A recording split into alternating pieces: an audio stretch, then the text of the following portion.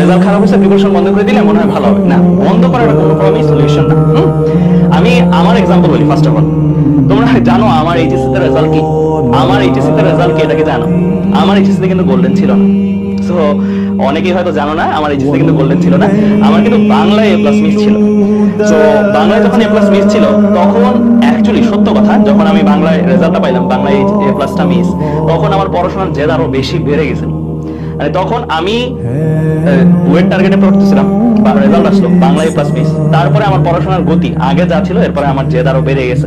কারণ বাসা থেকে এমন একটা সিচুয়েশন ছিল, সবাই ডাউট দিচ্ছিল আর কি যে বুয়েটে তো গোল্ডেন লাগে বা ইঞ্জিনিয়ারিং তো গোল্ডেন লাগে, সো গোল্ডেন যদি লাগে তাহলে তো পরীক্ষা দিতে হবে। তারপর আমি ইঞ্জিনিয়ারিং প্রিপারেশন নিলাম। আমার বাসার পরিস্থিতি এরকম ছিল যে আমি কিন্তু বাসার ইচ্ছার বিরুদ্ধে, মানে বাসায় চাইতেছিল আমি মেডিকেলে পড়ি, আমি বাসার ইচ্ছার বিরুদ্ধে আসলে ইঞ্জিনিয়ারিং এর প্রিপারেশন নিচ্ছিলাম, এবং তার মধ্যে আবার এ প্লাস মিস। চিন্তা করো অবস্থাটা কিরকম।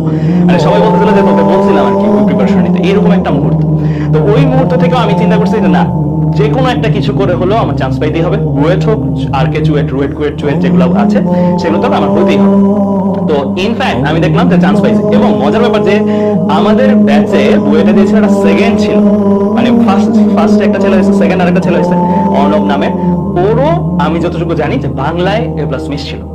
সো বুঝতে পারতেছো যে যখন তুমি পরবর্তীতে যে এলিজিবিলিটি লিস্টটা দিবে, এরপর তুমি যখন ভর্তি পরীক্ষা দিতে পারো তখন কিন্তু আর কোনো ভেদাভেদ নাই, তখন কিন্তু সবাই আবার সমান হয়ে গেছে। তখন যারা জেদি ছিল, যারা এরকম করে ভালো করে পড়বা, তারাই দেখবা চান্স পাওয়ার একটা বেশি। ইনফ্যাক্ট আমি ওই আমাদের ব্যাচের রেজাল্ট অ্যানালাইসিসে যেটা দেখছি, যাদের মিস গেছে তাদের মধ্যে থেকে চান্স পাইছে বেশি। মানে সত্য কথা, আমার ফ্রেন্ড সার্কেলের মধ্যে আমি যেটা দেখছি যে যাদের মিস গেছে তাদের মধ্যে জেদ বেশি ছিল, তারা চান্স পাইছে বেশি। মানে এই জিনিসটা কাকতালীয় ভাবে আমরা দেখছি। এন্ড আরেকটা एग्जांपल দিব, সৌমেন নামে আরেক ফ্রেন্ড আছে আমার, সো আমরা একই সাথে কোচিং করছিলাম, ওর ইংলিশ আর আইসিটি এই দুইটাতে এ প্লাস মিস গেছিল। নটর ডেমে ছিল ফ্রেন্ডটা, সো ইংলিশ আর আইসিটি দুইটাতে এ প্লাস মিস গেছিল। গেস হোয়াট, ওর পজিশন কত ছিল? ওর বুয়েটের পজিশন কত ছিল? গেস হোয়াট, ইংলিশ আর আইসিটি দুইটা সাবজেক্টে এ প্লাস মিস ছিল, ওর বুয়েটের পজিশন ছিল 33 বা 32 এর। মানে বুয়েটে মেধা তালিকায় 32 বা 33 হয়েছে। সো ও একদম হালি ছেড়ে দিছিল অলমোস্ট যখন এইচএসসি এ প্লাস মিস গেছিল। তো কোচিং এর যে ব্রাঞ্চ ম্যানেজার ভাইয়া ছিলেন, উনি ওকে মোটিভেট করছে, কারণ ওর কোয়ালিটি, মানে ওভারঅল তোমার কোয়ালিটিটা কিন্তু কোচিং এর এই যে এখন যে পারফরম্যান্স, এখন যে গতিটা আছে সেই গতিটা কিন্তু বোঝা যাচ্ছে। ধরো তুমি যে রেজাল্ট করছো, তুমি নিজেও কিন্তু একটা আইডিয়া পাচ্ছ, রাইট? সো এই যে এই গতিটা থামাইতে চায় না, সো সাজেশন দিছেন 32 বা 33 এরকম একটা র‍্যাঙ্ক ও করছিল আমাদের ব্যাচে।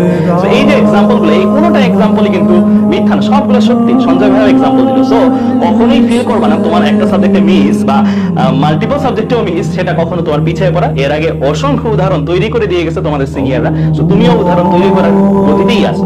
সো উদাহরণ তৈরি করার গতিতেই আছো। তোমারও হয়তো একটা एग्जांपल হবে যেটা তুমি আর কয়েকদিন না যেতে তুমি হয়তো আমাদের গ্রুপে পোস্ট দিবা, এজিতে পোস্ট দিবা যে আমার এটাতে মিস গেছে, তারপর আমি প্রিপারেশন কন্টিনিউ করছি এন্ড ভালো করছি।